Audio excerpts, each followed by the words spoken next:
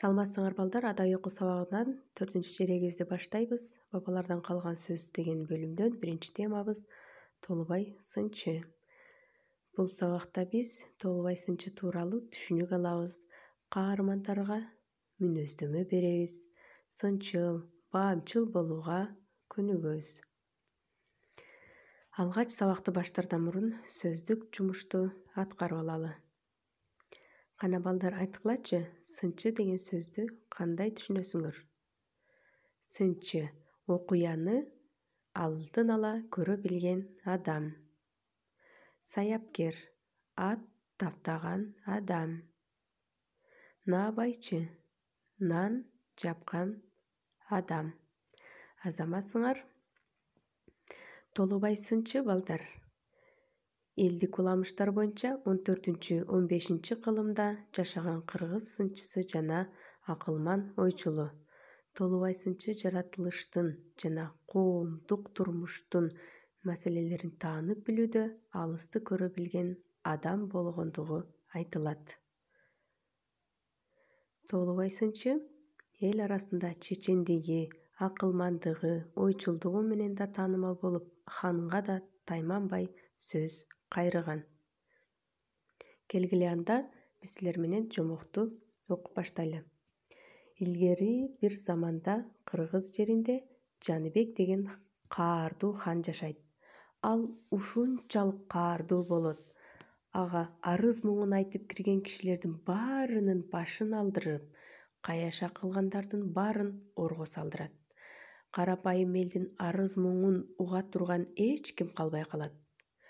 Ошол заманда Толубай аттуу абдан баамчыл, ар бир айтылган сөздү, болгон кыймылды эстеп калган кыраакы адам болот. Ал кичинесинен эле өзүнүн айлана чөйрөсүнө кылдат байкоо жүргүзүп, андан жыйынтык чыгара билген бала болгон.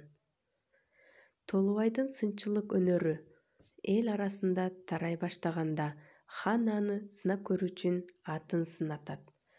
Толубай тулпарды бир күнү кечке минип, кечинде ханга келгенде, тулпардын тулпардыгы анык, бирок эки кемчилдиги бар, дейт. Хан чочуп кетип, ал эмне кемчилдик деп сурайт. Толубай бир саам ойлонуп туруп, туулганда эшектин сүтү менен оозантылып, уйдун сүтү менен өскөн экен, дейт. Хан буга ишенбей, тулпарды баккан саяпкерди ордого алдырып келип сурайт. Саяпкер Толубай сынчы туура айтып жатканын ырастайт. Хан Толубайдын айтканына анча ыраазы болбой, бир нан бердирет.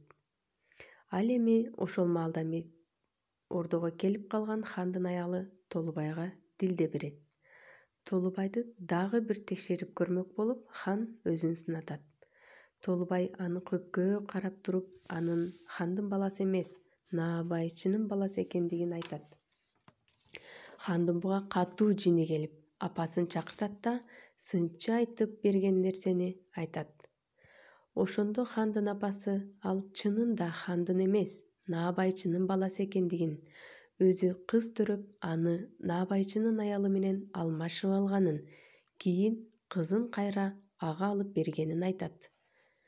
Толубайдын абдан баамчыл жана тартынбай чындыкты айтканына элдин баары ыраазы болушат. Толубай өмүрүнүн аягына чейин чындыкты айткандан тайбай жашап калган экен. Мына балдар, Толубай сынчы тууралуу уламышты угуп алдык. Анда төмөнкү тапшырмаларга көңүл бурабыз. Биринчи тапшырма: төмөнкү сөздөрдүн маанилерин кандай түшүнөсүң? Бул силердин жумушчу дептериңерде бар. Каардуу, баамчыл, тулпар, оозантылып, саяпкер, наабайчы. Кийинки тапшырмабыз: уламышта баяндалган ырааттуулукту сактап, окуянын айлампасын түзгүлө. Бул жерде 8ге бөлүнгөн айлампа турат. Үчүнчү тапшырма. Сол жактагы сөздөр менен оң жактагы сөздөрдү байланыштырып туташтырабыз. Илгери, элдин, айлана чөйрөгө, сынчылык, акылман, чындыкты, байкоо жүргүзүү, сынчы, айтуу, арыз муңу, өнөр, заманда деген сөздөр менен мааниси жагынан туура келген сөздөрдү туташтырабыз.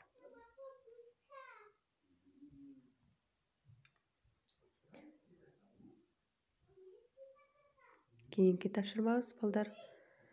4-нчү тапшырма. Сынчы деген сөзгө синквейн түзөбүз. 5-нчи тапшырма. Макалдарда калтырылган сөздөрдү толуктап жаз. Ал үчүн сиздерге төмөн жагында пайдалануу үчүн сөздөр берилген. Ошол сөздөрдү колдонуп макалдарды толуктайбыз. Азаматсыңар балдар. Анда силерге үйгө тапшырма. Толубай сынчы уламышын окуп, айтып берүүгө даярдангыла. Ошондой эле төмөнкү макалдарды кулак төшө акылмандар сөзүнө, ак ниетти өрнөк туткун өзүңө, айбанды өңүнөн, адамды сөзүнөн тааны деген накыл сөздөрдүн маанилерин чечмелеп түшүнүп алабыз.